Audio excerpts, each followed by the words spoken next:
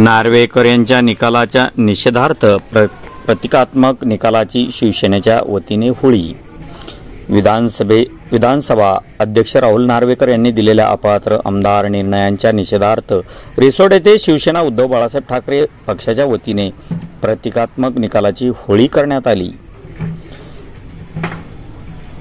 यावेळी विधानसभा अध्यक्ष राहुल नार्वेकर यांच्या विरोधात जोरदार घोषणाबाजी देखील करण्यात आली। यावेळी विश्वनाथ सानप, विधानसभा सह संपर्क प्रमुख डॉक्टर चंद्रशेखर देशमुख, उपजिल्हा प्रमुख संजूभाऊ इतरकर, शहर प्रमुख नारायणराव आरू, तालुका प्रमुख घनश्याम मापारी, तालुका समन्वयक डॉक्टर गजानन सानप, युवा सेना तालुका प्रमुख गणेश देशमुख, उपजिल्हा प्रमुख युवा सेना कैलास ठोकरे, शहर प्रमुख युवा सेना प्रकाश चोपडे, उपतालुका प्रमुख आनंद कुलाळ, तालुका संघटक खंडू वानखेडे, राम बाळासाहेब देशमुख, पवन देशमुख, दीपक मापारी, दामोअण्णा कोकाटे, सोनू गायकवाड, युवा सेना समन्वयक आकाश पडघन, दिलीप चोपडे, धनु माळेकर, अश्रू धावडे, बाळूपुरी, परसराम बगाडे, भगवानराव डुकरे, गजानन घुगे, श्याम देशमुख, दिलीप डोकले, राजू सानप, नितीन सरनाईक, माणिकराव सानप, नागोराव सानप, साहेबराव सानप, राहुल पडघन, केशवराव सानप, महेश शिंदे, नंदू घुगे, रामसिंग राठोड, रेखाताई गाडे, तालुका संघटिका शिवाजी सोनोने, किसन तू कोळाल, सरपंच भारत गवळी, खंडागळे, सुनील नागरे, शुभम सानप, शिवसेना युवा सेनाचे पदाधिकारी व कार्यकर्ते मोठ्या संख्येने यावेळी उपस्थित होते।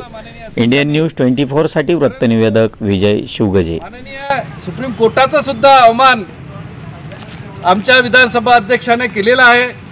ते सुप्रीम कोर्टापेक्षा सुद्धा मोठे झालेले आहेत आणि आतापर्यंत जो काही लोकशाहीचा गळा घोटणं चालू आहे ती त्याची पुनरावृत्ती पुन्हा कालच्या निकालात दिसून येते।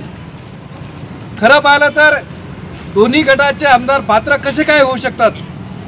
पक्षांतर बंदी कायदा हा जो आहे हा कुठेतरी लुप्त झाला का अशी शंका निर्माण होत आहे आणि निश्चितच प्रत्येक जणाला असं वाटत होतं की भारतीय जनता पार्टीनं जो खंडोबा या भारतामध्ये महाराष्ट्रामध्ये मांडलेला आहे आणि पाहिजे तसे निकाल ती आपल्या सगळ्या लोकांकडून करून घेत आहे, त्याचाच एक प्रत्यय कालच्या निकालानं आला।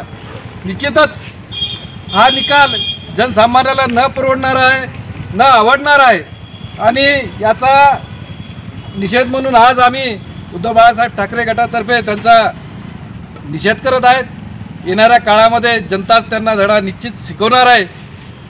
जे काय आतापर्यंत महाराष्ट्रात देशात चालू आहे की भ्रष्टाचारी लोक भारतीय जनता पार्टीत गेले तर त्यांच्या विरोधातल्या केसेस ईडीच्या असो, सीबीआयच्या असो, इन्कम टॅक्सच्या असो ह्या रद्द होतात किंवा ह्या थांबवल्या जातात आणि जो कोणी विरोधात बोलत असेल, जो कोणी विरोधात राहत असेल, विरोधात समजा एखादा आपलं भूमिका मांडत असेल तर त्याच्यावर मुद्दामून काही गोष्टी जाणीवपूर्वक करण्यात येत आहे। हे सगळं महाराष्ट्र आणि सगळं देशातलं चित्र आहे।